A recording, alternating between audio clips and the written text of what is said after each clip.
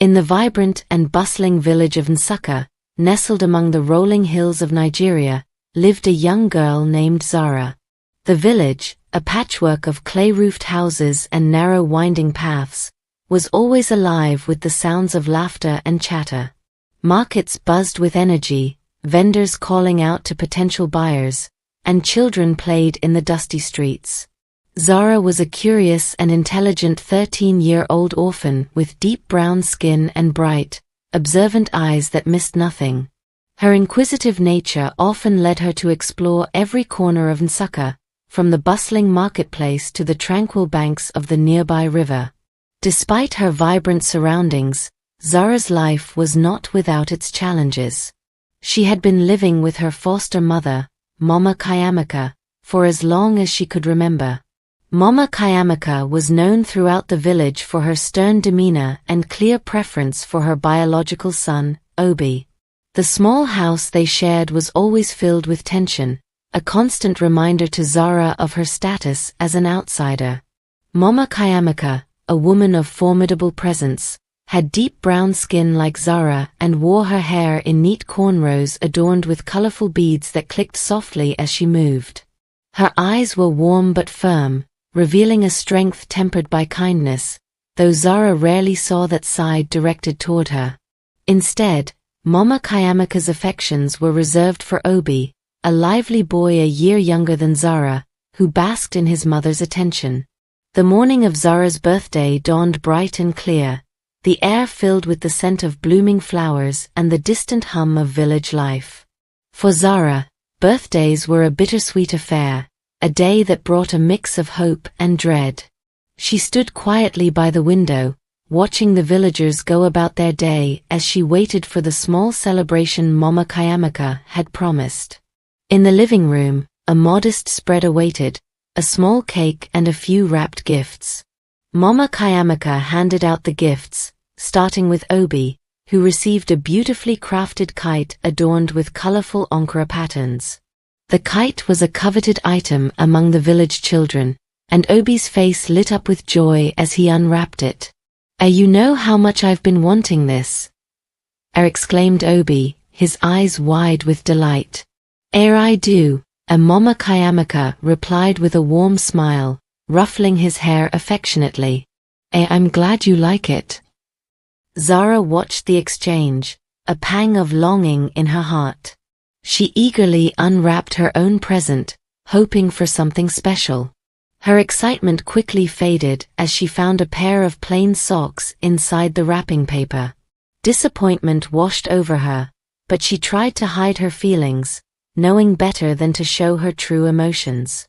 When someone gives you a gift, you're supposed to smile and say thank you, Mama Chiamaka scolded, her tone sharp. Zara forced a smile, her heart heavy. Thank you," she said softly, her voice tinged with sadness. Later, as she sat alone in her room, Zara couldn't help but wonder, why does Obi get a kite and I get socks?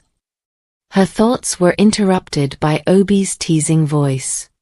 Maybe it's because I'm the favorite, he said with a smirk, his words stinging Zara's heart. Mama Chiamaka, overhearing the conversation, added, Zara, you should be grateful you got anything at all. Let me explain something to you. Obi is my flesh and blood. You're just a foster child. Zara's heart sank further at the reminder of her place in the family. Despite her efforts to focus on the small joys of the day, like the sweet taste of cake and the laughter of village children, she couldn't shake the feeling of being unwanted. Her thoughts were interrupted when Obi asked, Mama, can we go to the field to fly my kite? Mama Chiamaka nodded eagerly. Of course, let's go. Zara's face brightened with hope. Can I come too? She asked hesitantly, yearning for a moment of inclusion. Mama Chiamaka turned to Zara, her expression stern. You have chores to finish, Zara. Don't forget to take out the trash and clean the floors. As Obi and Mama Chiamaka left, Zara watched them go, her heart heavy with loneliness.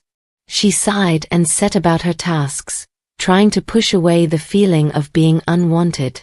As she swept the floors and tidied the small house, she allowed herself to dream of a day when she might feel truly accepted. The following morning, Zara awoke with a renewed sense of determination. She packed her school bag, making sure to include a handmade bag she had created using scraps of cloth and colorful threads she had found around the house. It was a small but precious accomplishment, a testament to her creativity and resourcefulness. At school, Zara's friend Amara, a cheerful and kind-hearted girl with a contagious smile, noticed the bag immediately. Wow, Zara! Did you make this?" Amara asked, her eyes wide with admiration. Zara nodded shyly, a blush creeping up her cheeks. Yes, I used some old cloth and added a few embellishments." It's amazing. You should show it to our teacher," Amara suggested, her enthusiasm infectious. Zara hesitated, unsure if anyone would appreciate her work. But with Amara's encouragement, she decided to show the bag to Mrs. Okeke, their art teacher. Mrs. Okeke was a warm and encouraging woman who had always admired Zara's creativity. She had deep brown skin and a wide smile that put her students at ease. When Zara presented the bag, Mrs. Okeke examined it closely, her eyes lighting up with excitement. Zara, this is wonderful work," Mrs. Okeke exclaimed, her voice filled with genuine admiration. You have a real talent for design. Have you ever thought about making more items like this?" Zara shook her head, her voice tinged with regret. I don't have the materials to make more," she admitted. Mrs. Okeke thought for a moment, her expression thoughtful. You know, we have a crafts competition coming up at the end of the month. The winner gets a scholarship to attend a prestigious art camp. You should enter." Zara's heart leapt with excitement at the prospect. The opportunity to attend an art camp seemed like a dream. I'll try my best," as she promised, determination shining in her eyes. After school, Zara walked home, her mind buzzing with ideas for the competition. As she rounded a corner, she bumped into a new face, a girl about her age with a friendly smile and a lively energy that was immediately infectious. Hi, I'm Amina," the girl said, extending a hand. My family just moved here from Lagos. What's your name?" I'm Zara," she replied, surprised by the stranger's warmth and openness. Amina noticed the sketches poking out of Zara's bag and her eyes lit up with interest. Those are beautiful drawings. Did you make them?" Zara blushed, unused to such attention. Yes, I did. Thank you." Amina's enthusiasm was contagious. I love art too. Maybe we can work on something together." Zara felt a spark of hope and excitement at the prospect of a new friendship. I'd like that," she said, smiling for what felt like the first time in ages. Over the next few weeks, Zara and Amina spent time together, sharing ideas and working on projects. Amina's support and encouragement boosted Zara's confidence, and she began to see her talent in a new light. Together, they sketched designs and planned projects, their creativity flourishing in each other's company. Back at home, however, things were not improving. Mama Chiamaka remained distant and indifferent to Zara's achievements, her focus always on Obi. One evening, as Zara was working on a new design for the competition, Mama Chiamaka walked by and noticed the fabric scattered around the room. What are you doing with all this mess?" she asked sharply, her voice tinged with irritation. I'm making a dress for the competition," Zara explained, trying to keep her voice steady despite the tremor of anxiety that threatened to take over. Mama Chiamaka scoffed, dismissing Zara's efforts with a wave of her hand. "A competition?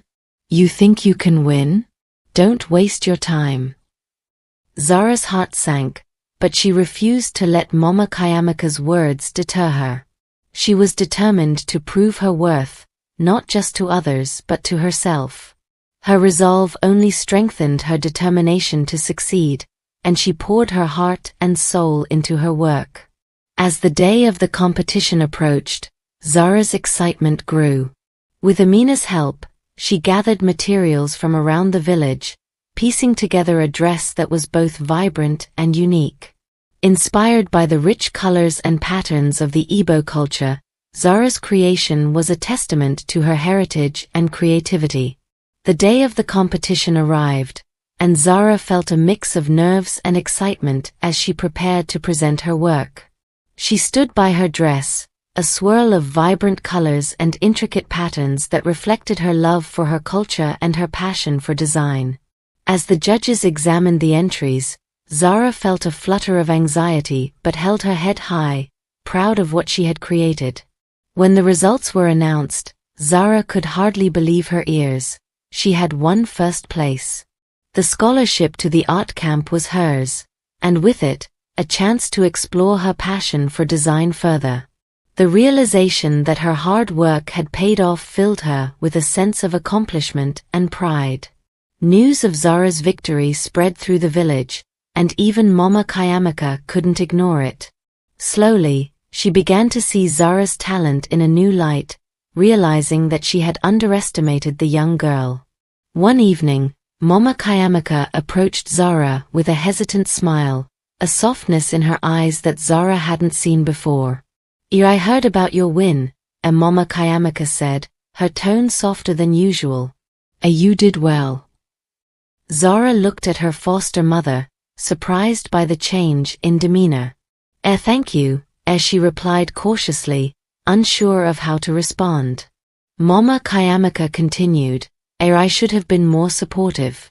You've shown a lot of determination, and I'm proud of you." Zara felt a weight lift from her shoulders, a sense of acceptance that she had longed for finally within reach. Thank you, Mama Chiamaka," she said, her heart swelling with hope and gratitude. With the support of her friends and a newfound sense of belonging, Zara attended the art camp, eager to learn and grow. She met other young artists who shared her passion, and together they created and inspired each other, their creativity blossoming in the supportive environment. The camp opened new doors for Zara, and as she honed her skills, she dreamed of one day becoming a renowned fashion designer, bringing the beauty of African culture to the world. Through hard work and perseverance, Zara discovered that family wasn't just about blood, it was about those who supported and believed in you. As Zara looked toward the future, she knew that with determination and the support of those who cared for her, she could achieve anything she set her mind to.